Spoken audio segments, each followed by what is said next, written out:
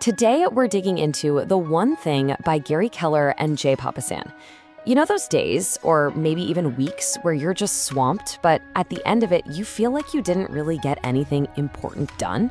Well, this book has a pretty radical, but simple fix to that. Let's get into it. This old proverb is the perfect place to start. It's so simple, right? We're constantly told to juggle, to multitask, to keep all the plates spinning. But the whole idea of the one thing is that this is exactly why we fall short. The real path to success demands that we focus on just one thing at a time.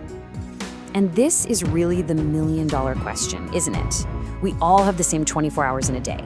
So how is it that some people seem to achieve so much more? The secret isn't about doing more. It's actually about going small. They zero in on the one thing that truly matters. But here's the catch. To get there, we first have to unlearn the big lies we've all been told about productivity. So let's dive right in and start busting some myths. These are those widely accepted ideas about getting things done that are, believe it or not, actually keeping us from our best work. Okay, does this look familiar? I bet it does. For most of us, our to-do list is basically a brain dump of everything we think we have to do. It's a chaotic mess where every single item seems to be screaming for our attention, pulling us in a million different directions. But here's the thing. Not all of those tasks are created equal, not even close. The most successful people, they don't operate from a to-do list. They use what the book calls a success list. And as you can see, it's brutally short because it's built on a really powerful and kind of counterintuitive idea about where results actually come from. And that idea is the 80-20 principle. You might have heard of it. It basically says that a tiny slice of what you do, your vital few, is responsible for the lion's share of your results. That means most of the stuff on your to-do list is what they call the trivial many. The whole game is to figure out what that vital 20% is and focus all your energy there. All right, line number 2. This one's a biggie. The myth of multitasking. We wear it like a badge of honor, but the book is pretty blunt about it. It's a lie. It's an illusion. Our brains are simply not wired to do two complex things at once. We like to think we're these master jugglers, keeping all the balls in the air, but what's really happening inside our heads is just frantic task switching. Our brain is jumping from one thing to the next and back again. That feeling of being productive is a total myth. It's really just a recipe for shallow work and a ton of mistakes. And every single time you switch, even for that quick check of your email, you pay a price. It's like a mental tax. Your brain has to hit the brakes, figure out what this new thing is, and then try to ramp back up on what you were originally doing. It's not a seamless process at all. So how big of a deal is this, really? Well, the numbers are kind of staggering. Researchers estimate that the average person loses about 28% of their workday to all these distractions and task switching. Just think about that for a second. That's like throwing away more than a full day of work every single week. That's the real cost of not focusing on your one thing.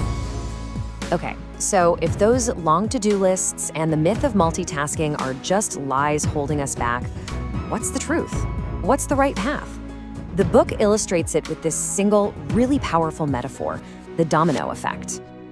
The big takeaway here is that massive success isn't something that happens all at once. It's a chain reaction. It's built sequentially.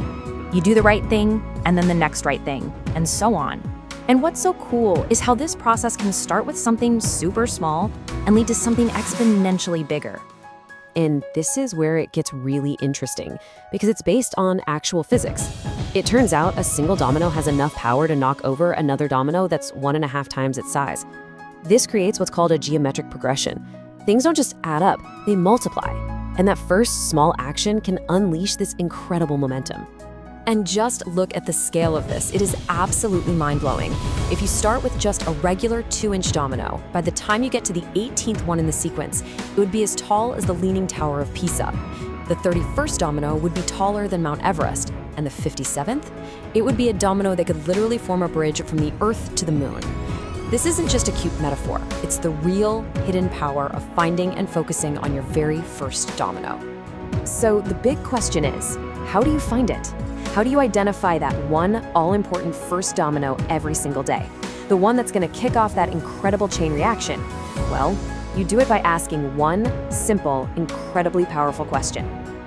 All right, let's pull this focusing question apart piece by piece. The first part is, what's the one thing I can do? This immediately forces you to narrow your vision. It's not about the 10 things you could do. It's about the single most important thing you should do. Just one.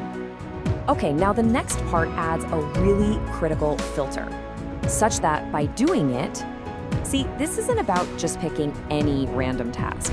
It's about finding the one with the most leverage, the one that's going to set off that domino effect we were just talking about. And finally, this is the ultimate test. Everything else will be easier or unnecessary. This is the magic right here. The right one thing doesn't just get a task done, it actually clears the path ahead, making all the other stuff either way easier or just totally irrelevant. This is your lead domino.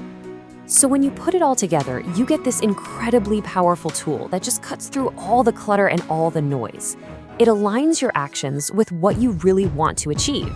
So I'll leave you with that to think about. What is the one thing you can do starting right now, such that by doing it, everything else will become easier or unnecessary?